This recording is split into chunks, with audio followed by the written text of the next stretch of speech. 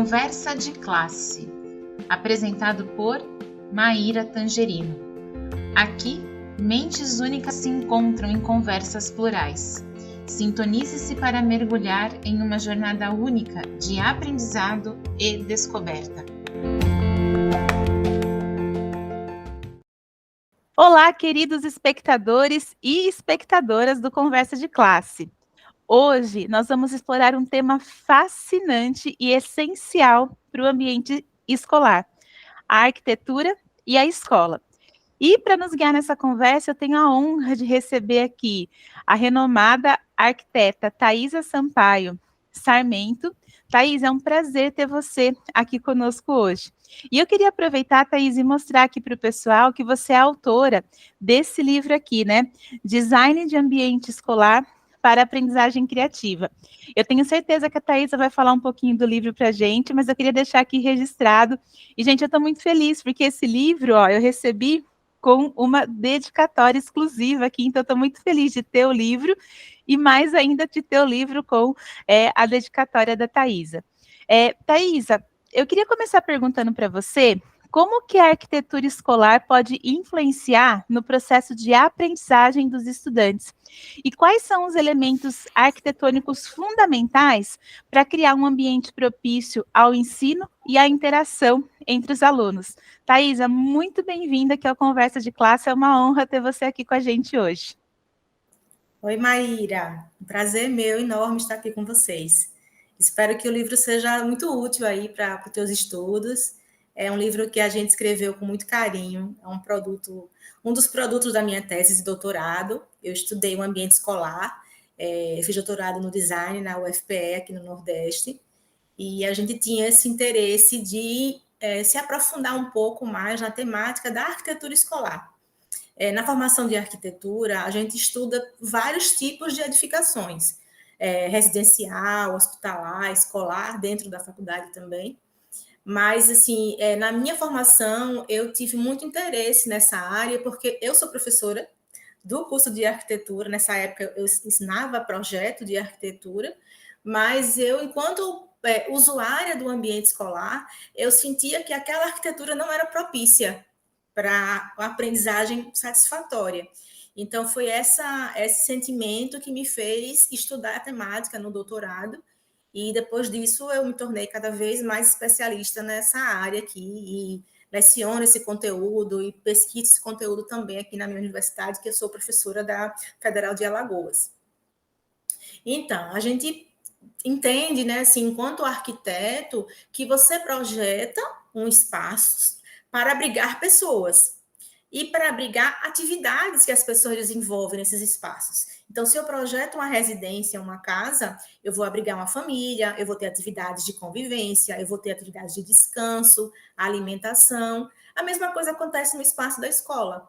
Quando eu penso em projetar uma escola, como que eu vou conceber esse espaço, enquanto profissional da minha área de arquitetura, para que os estudantes e os professores, os demais profissionais que estão naquele espaço, eles possam desenvolver o seu trabalho, a sua atividade da melhor maneira possível. Então, assim, o interesse nessa área é justamente entender essa relação que se estabelece entre as pessoas e o espaço. Então, não é só pensar na construção, no tamanho, nos materiais, nas janelas, nas portas, no telhado, que é a parte mais técnica, mas eu particularmente me interesso pelo que acontece dentro dos espaços, as atividades. Então, a gente segmenta isso na arquitetura como arquitetura de interiores, como que as pessoas interagem ali dentro e como aquele espaço influencia em como as pessoas usam o espaço, entende? Então, a gente chama de relação pessoa-ambiente, essa relação entre o que a pessoa faz no espaço e como o espaço oferece a condição para que ela faça da melhor maneira possível. E aí, dentro da arquitetura escolar, eu fui entendendo, ao longo da pesquisa, que eu precisava entender qual era a pedagogia adotada naquela escola, para que eu pudesse fazer esse estudo, esse projeto desse ambiente, pensando associado à pedagogia. Então, se a escola tem uma pedagogia tradicional, geralmente a arquitetura ela é mais tradicional. Se a escola tem uma pedagogia mais inovadora, baseada em solução de problemas, ou baseada em novas tecnologias, ou Waldorf, ou Montessori, outras tantas abordagens pedagógicas que são muito interessantes, cada uma das abordagens desenvolve um tipo de como que aquele espaço vai contribuir com a atividade da aprendizagem. Então, isso foi bem interessante, porque, mesmo sendo arquiteta, eu não sabia que essa relação existia dessa maneira. A gente imaginava que escolas eram todas iguais, mas não. E aí, depois que eu vim entender isso, foi que eu vim entender que eu precisava ter um conhecimento de pedagogia para também associar com o conhecimento de arquitetura. E aí isso foi crescendo de uma maneira que cada vez mais eu me interesso mais, e eu aprendo mais e busco mais. E já tem muito de aluno aqui querendo também estudar, geralmente alunos de pós-graduação. E foi só crescendo, sabe? Assim, eu já até me perdi na pergunta. Pergunte novamente aí o que eu não respondi.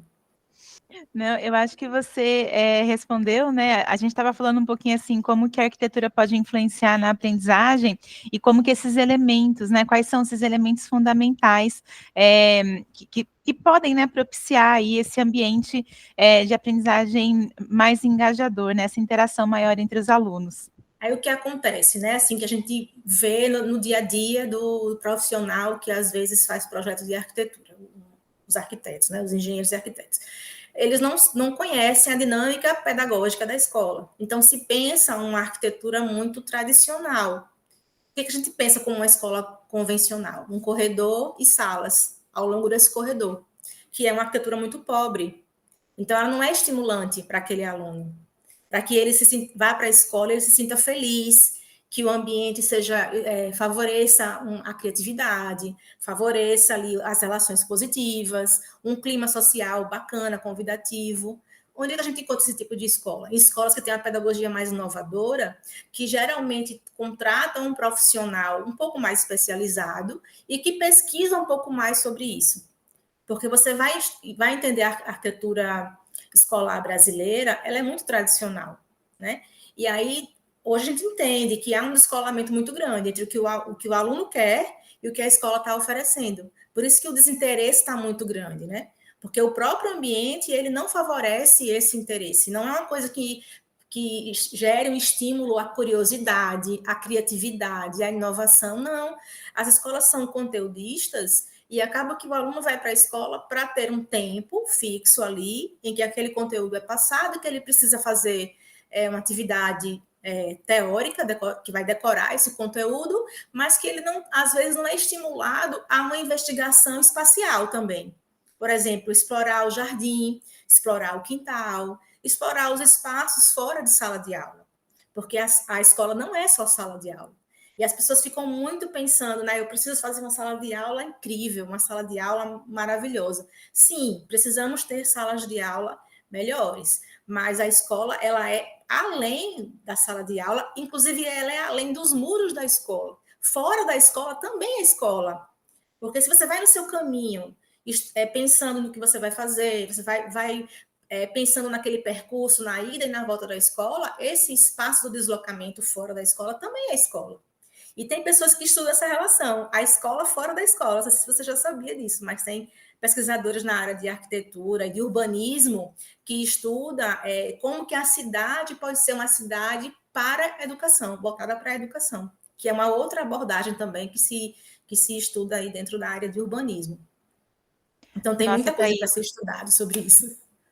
Sim, eu ia falar assim, quantos ensinamentos riquíssimos, né? Se a gente pegar aí só um recorte da sua fala, quanta coisa bacana que você disse.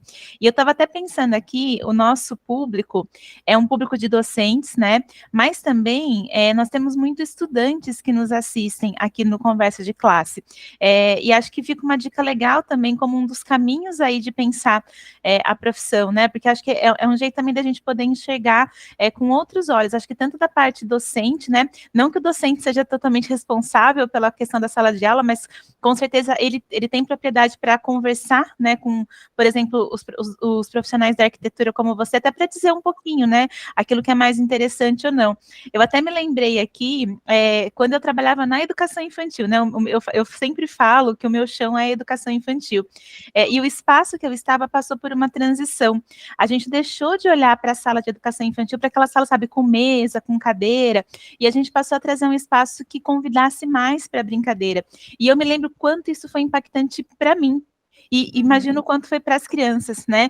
Porque era como se a gente dissesse para as crianças: olha, aqui é o espaço para você construir as suas aprendizagens, construir as suas brincadeiras. Eu não estou esperando que você fique sentada aqui ou me ouvindo, né? Ou achando que só eu tenho aqui para te ensinar alguma coisa. É um espaço de troca, né? Então, quanto o espaço comunica muito, né? Sem precisar falar uma palavra. Você até mencionou aí, agora no finalzinho, né, essa pesquisa direta que você vem construindo nos ambientes e edificações escolares.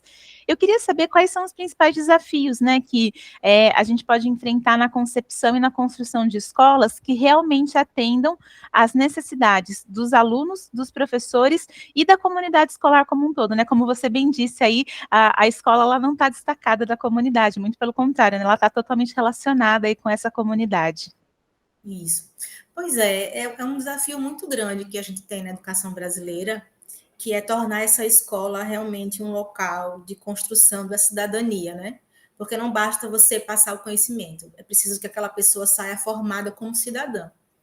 E vejo assim, com muita ansiedade, a escola pública brasileira aqui em Alagoas é bastante carente ainda, né? De ter espaços minimamente confortáveis, né? E aí são vários fatores, sabe, Maíra? Porque não é só a questão financeira, de quanto que aquele órgão público, né, ou até mesmo um ente privado, investe numa construção de uma escola, mas minimamente, né? Acessibilidade física, uma coisa que hoje é primordial, não é mais aceitável uma escola que não seja acessível, porque já existem leis que determinam que a educação seja inclusiva, então o espaço tem que ser inclusivo também.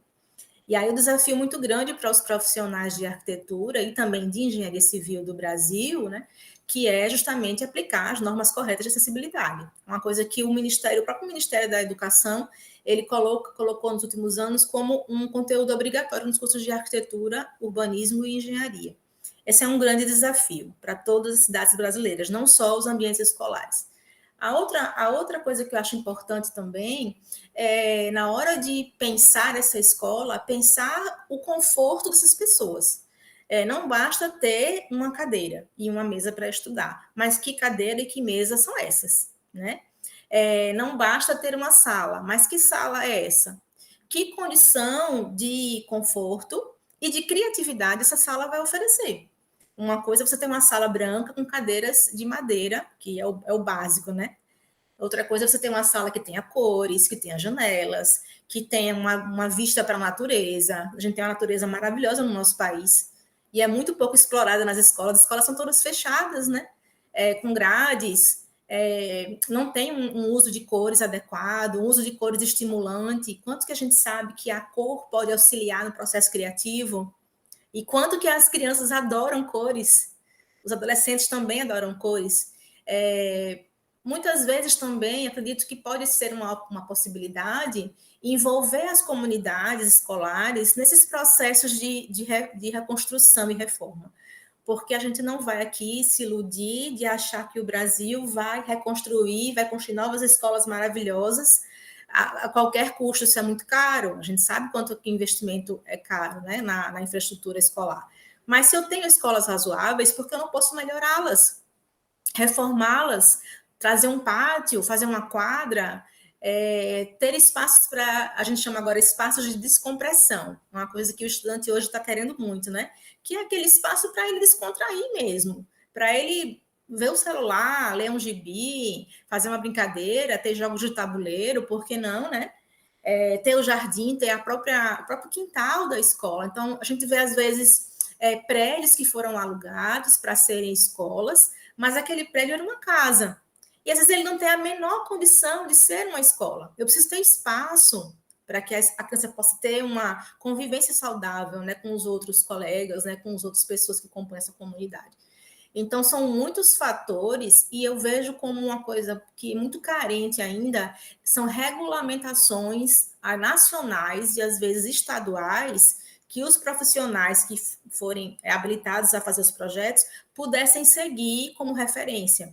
Porque a gente sabe que tem muitos livros, né? Livros, artigos, mas é muito difícil um profissional do mercado ele parar para ler uma tese de doutorado sobre arquitetura escolar, né?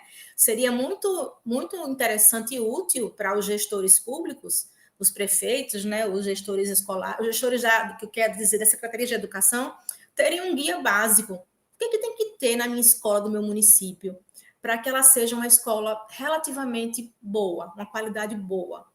Porque você está considerando padrões de referência, né? A gente sabe que tem o padrão FNDE, o FNDE ele tem lá uns padrões arquitetônicos, né? De espaços, dimensionamento, materiais, projetos básicos de referência que são muito importantes para esses municípios menores, das cidades menores do Brasil, mas mesmo esses padrões, eles são muito simples. Não se trabalha cores, não se trabalha texturas diferentes, não se trabalha integração com a natureza. Isso faz falta ao ser humano, né? A gente viu muito isso na pandemia, né? Ficamos presos nas nossas casas e precisávamos sentir essa relação com a natureza.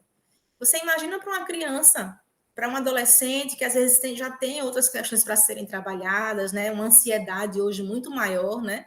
Na juventude, e você não ter um espaço escolar que seja amplo, que você tenha árvores, jardim, horta.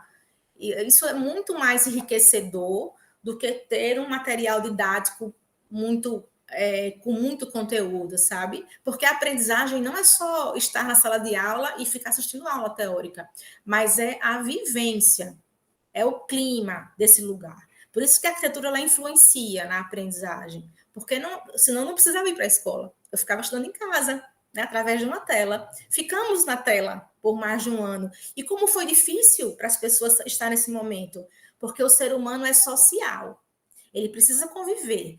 E a convivência vai também estimulando esse crescimento, esse amadurecimento, as aprendizagens, porque a gente não só aprende com o professor, a gente aprende com um colega, a gente aprende numa brincadeira, numa música, numa atividade no pátio, então tudo é aprendizagem. Então esse ambiente da escola, ele precisa ser estimulante, criativo, para que essa criança, esse jovem, esse adolescente, até mesmo a pessoa adulta na universidade, também quer esses espaços de descompressão, de convivência, de lazer, né? Isso é muito importante para o ser humano, para que ele se sinta pertencente a uma comunidade educacional, sabe? Isso é o que eu acredito, assim. Eu sei que é difícil chegar nesse ponto, mas é isso que a gente acredita.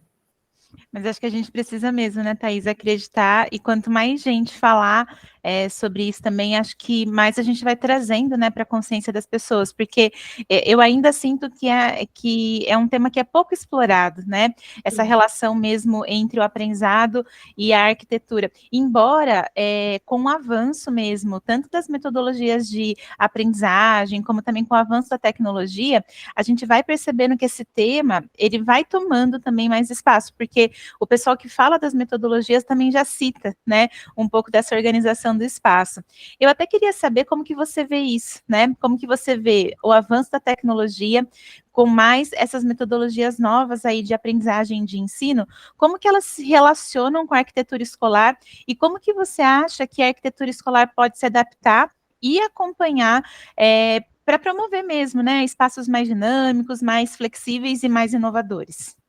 Isso é importantíssimo porque é um conhecimento que tangencia duas áreas, né? Tanto a arquitetura quanto a educação. Então, essa tangência, né, esse lugar do conhecimento novo é que se constrói novas ideias. Então, é super importante esse diálogo. E aí, quando se desenvolve uma ferramenta educacional nova, uma estratégia nova, uma forma nova ou inovadora de proporcionar essa aprendizagem, lá está ali o local da criatividade. Essa criatividade, ela é o espaço que envolve a atividade, muitas vezes um jogo, uma brincadeira, a construção de alguma coisa, sempre uma coisa mais manual, uma coisa mais de vencer um desafio, de construir uma brincadeira que educa. E isso passa pelo lugar, né? Passa pelo chão, pelas paredes, pelo teto, pelo jardim, pela varanda, onde quer que aconteça essa atividade. Então, se o estudante, né, seja ele uma criança ou um jovem, ele puder fazer as suas modificações no espaço, ele puder personalizar essa sala de aula ou essa escola, ele vai se sentir mais pertencente, cria uma relação de identidade. Então, se eu quero que a minha escola seja azul, vamos fazer aqui uma votação. Vamos pintar a escola para ela ficar mais bonita. Que cores a gente vai querer? Ao invés da gente pedir para um profissional escolher a cor, por que não pedir à comunidade que ela se manifeste? E diga, não, eu quero pintar aqui um jardim na sala. Eu quero pintar uma casa de boneca. Eu quero pintar a lua. Não sei. Então, quando você envolve as crianças nesse processo de modificação, gera um pertencimento, gera uma união, uma coletividade que faz a mudança acontecer, que é justamente o senso de cidadania, né? Você não esperar que um ente público ou privado venha fazer a modificação, você mesmo se juntar ali naquela comunidade, fazer a coisa acontecer, fazer a modificação. E não é o caso de repente, eu quero, tá muito difícil aqui, eu preciso reformar. São coisas mais graves, digamos assim, né? Às vezes a escola não tem banheiro, às vezes o telhado está ruim, ou não tem um ar-condicionado, faz muito calor. São mudanças mais técnicas. Mas eu falo da mudança do dia a dia. Estamos no verão, vamos arrumar a sala para o verão. Então, a temática da sala é verão, vamos decorar aqui essa sala de verão. Vai aparecer um sol, vai aparecer as nuvens, vai aparecer uma série de coisas que isso podem ser feito durante a aula, pelas crianças, e na relação entre eles e o professor. Já gera uma dinâmica, né, de intervenção espacial. E isso gera pertencimento, gera identidade e também gera aprendizagem. Então, é assim que a arquitetura ela pode ser utilizada, né? No uso interno, né, desse espaço. Logicamente, né, que questões mais sérias que envolvam uma intervenção técnica, isso sim, né, precisaria realmente do acompanhamento de um profissional, um arquiteto ou um engenheiro, porque justamente poderia implicar em questões de segurança, né? Mas de adaptação espacial, acho que todos podem fazer, né? Há um movimento muito do faça você mesmo, né? Nas nossas casas também. Não sei se você já acompanha alguns canais assim, que vem uma pessoa e faz, vou fazer aqui um móvel, vou pintar e mudar o meu quarto. Isso é um movimento muito importante, porque você pode fazer isso. Por que não fazer? Porque eu tenho que sempre ter alguém para me dizer como vai ficar, em vez de eu pensar como eu gostaria que ficasse, né? A gente chama isso também na arquitetura de design participativo, que é projetar, pensar com o usuário, ao invés de pensar para o usuário, é pensar com. Então, trazer a pessoa para dentro do processo de intervenção. E aí isso gera realmente um resultado muito bacana, porque, não sei, acho que é uma mágica que acontece de realmente de participação mesmo. É bem bacana. E é bem legal, né, Thaisa, que você vai trazendo também para a gente essa dimensão, tanto do design quanto da arquitetura, que vai muito além da estética, né? Às vezes, talvez, no senso comum mora um pouco, né, essa ideia de que é só estético e não é, né? É funcional, é inclusivo, é democrático, né? E comunica aí, como você está dizendo, né, diversas ideias mesmo de como a gente pensa aquele espaço, né? Eu até queria saber de você, né, aí para a gente ir fechando, você já citou um pouquinho sobre a inclusão e a acessibilidade, mas se você pudesse falar um pouquinho mais, né, qual que é o papel da arquitetura escolar para, de fato, garantir, né, esses espaços mais inclusíveis e acessíveis, e também se você tem dicas que você pode deixar de como que a gente pode garantir que as escolas sejam espaços acolhedores e acessíveis para todo mundo, e aí independente, né, das necessidades que cada um tem, seja ela física ou cognitiva. Em relação à acessibilidade, é uma temática assim bem específica, né? Como eu falei no início, sobre esses espaços de uso geral, digamos assim. A escola é um deles, né? Mas, assim, a gente sabe que é importante que eu consiga fazer o ingresso na escola, quando eu quero dizer o ingresso físico, né? O acesso físico na portaria principal e dentro da escola ter os espaços livres para que eu consiga transitar. Então, essas circulações entre os espaços não ter nenhum tipo de barreiras que possam obstruir uma passagem. Imagina numa hora do recreio, que todo mundo sai ao mesmo tempo. Então, naquele momento que todos saem ao mesmo tempo, é um momento de tensão. Será que eu vou cair, né? Será que eu vou ser derrubada? Será que eu vou ser pisoteada? Então, quanto mais espaço eu tiver e menos obstrução na circulação é o ideal. Então, às vezes, uma lixeira, um banco que esteja num local mais estreito, que ele possa ser reposicionado, às vezes uma planta ou um painel, alguma coisa que você possa ver que aquele fluxo ali deu uma dificultada, né? Eliminar esse elemento que está tornando uma barreira. Mas, ao mesmo tempo, também é muito importante que a gente pense, né? Especialmente nas escolas públicas, que é o meu objeto de estudo, é a remoção das grades. As grades, né, em muitas escolas, a gente passou por um tempo em que aquilo foi muito forte, né? Hoje ainda tem muitas escolas com grade, mas ela remete a um senso de aprisionamento. E isso é muito ruim para o ser humano, porque você precisa aprisionar alguém na escola quando você deveria querer estar nesse espaço. Eu acredito muito que quando a gente conseguir remover as grades da escola, a gente vai ter uma escola muito mais acolhedora, muito mais inclusiva. E hoje vi uma professora fazer uma coisa tão interessante no Instagram. Ela fazia a chamada e, em vez do aluno responder presente, respondia com uma característica positiva da pessoa. João. Aí o João dizia, eu sou inteligente. Fulana, eu sou isso. Isso é acolhimento, né? É você valorizar quem a pessoa é. E aí, de repente, né, atividades que tornem esse espaço escolar um espaço de acolhimento, né? Muitas vezes a gente vê na escola um espaço que não é de acolhimento, um espaço que até é difícil para o professor. Não estou dizendo que o professor ele é o total responsável, não. Na verdade, ele faz um esforço imenso para manter essa educação funcionando, né? Mas eu acredito que a Secretaria de Educação dos municípios brasileiros precisa ter um olhar de acolhimento social, sabe? Ter psicólogos, agentes sociais nas escolas, porque os jovens chegam na escola já com uma bagagem familiar que muitas vezes é pesada, né? Ele não sabe lidar com aquelas emoções, nunca passou por uma terapia, não sabe. Então, essa às vezes, agressividade que nos pede colocar grades ou móveis mais pesados para evitar que quebre, é uma resposta a uma agressividade que está naquela criança, naquele estudante, que às vezes a escola não consegue também dar conta, né? Então, acho que a escola tem que ter esse profissional que dá assistência mental, que dá ou assistência social também, para que esse jovem possa se desenvolver plenamente, né? Uma escola que forme cidadãos, não apenas que forme aquele conteúdo em matemática, geografia, história, sabe?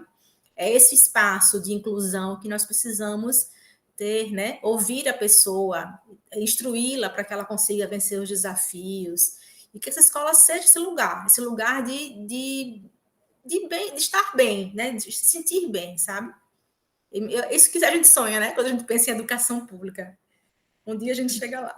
Nem fale, é um sonho, e acho que um sonho assim que eu vejo em muitos e muitos professores e professoras, né, que ou nos acompanham ou dão um feedback aqui sobre o programa. E Thaisa, muito obrigada, sabe, porque eu acho que você faz ecoar, né, para as pessoas que nos assistem, que elas não estão sozinhas, né, e que também tem muitas pessoas de outras áreas também olhando para a educação e pensando educação. Acho que, de fato, hoje você abriu, assim, um grande horizonte para muita gente. Então, eu queria muito te agradecer pela presença, por ter aceitado o convite, novamente pelo livro, né, que foi um presente aí receber o seu livro.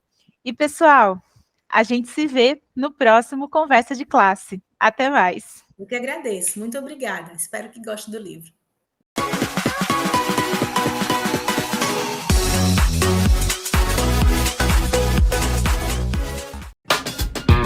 Thank you.